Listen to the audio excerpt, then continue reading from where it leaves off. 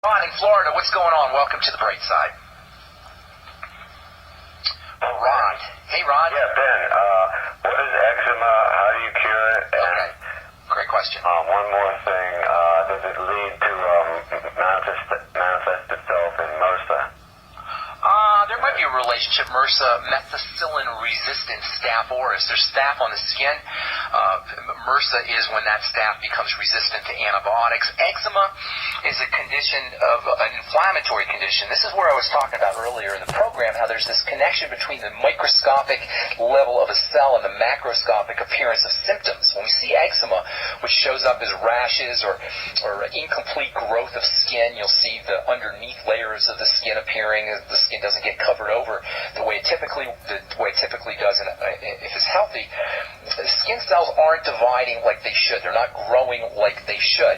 Why don't skin cells grow like they should? Well, they don't grow like they should for the same reason all cells don't grow like they should, whether they're in your heart or whether they're in your liver or your bone or on your skin.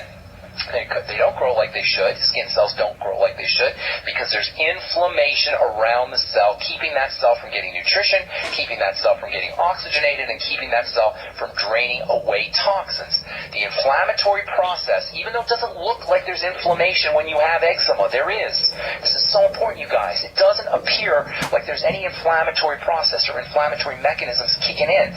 But the fact that you have eczema is proof positive that there is inflammation going on. Now, inflammation is a defensive response. That means the body is defending itself from something.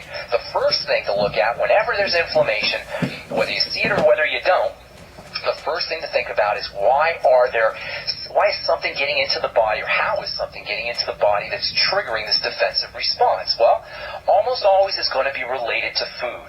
So for eczema, the first thing to focus on is food and malabsorption, especially malabsorption of fats.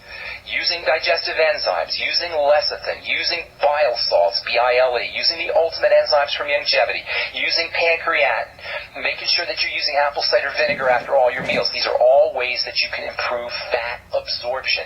Take them, all of these with fatty meals, lecithin, the ultimate enzymes. Probiotics also can be very helpful for fat absorption. The biolumin nightly essence. These are all ways to treat eczema, you guys. I'm saying fat absorption, but because eczema is maybe an indicator that there's fat malabsorption, all of these supplements, lecithin, digestive enzymes, the ultimate enzymes, bile salts, probiotics, apple cider vinegar, they can all help with the eczematic condition.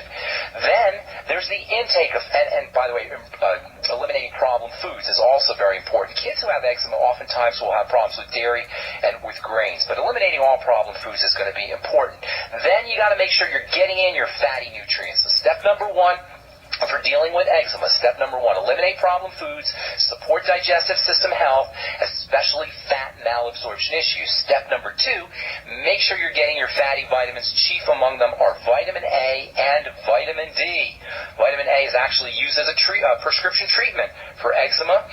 Same with vitamin D. Vitamin D can be used, the best way to get your vitamin D is from the sun. And then essential fatty acids can also be helpful for eczema, both omega-6s and omega-3s. There's actually a derivative omega-6 that can be especially helpful for eczema, something called GLA, gamma-linolenic acid. GLA is very helpful for all inflammatory conditions, but especially for skin inflammation, eczema predominantly. So you can get GLA as capsules, or you can get GLA from evening primrose oil, or from your ultimate EFAs from longevity.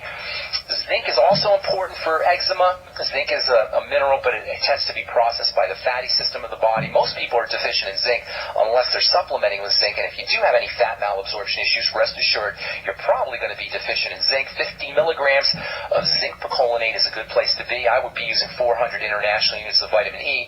Of course, 20,000 international units of vitamin A can be helpful, and make sure you're getting your vitamin D either from omega-3 fat from fish oil, I should say, but especially from the sun. That's the best place to get your vitamin D. So if you got eczema, go out in the sun, lay out in the sun, and you'll notice that your skin improves. All skin issues improve when you go out in the sun. Don't pay any attention to the craziness about avoiding the sun. You don't want to burn.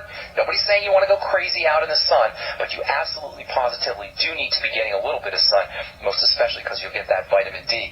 Treat eczema as a sign of inflammation, microscopic inflammation. Treat eczema as a sign of an activated immune system. Treat eczema as a sign there may be food allergies, and treat eczema as a sign that you may be running deficient in your fatty nutrients. If you want a topical way of treating eczema, the best way to do it is not steroids. That's what you'll get from the doctor. By the way, if you're getting steroids, what does that tell you?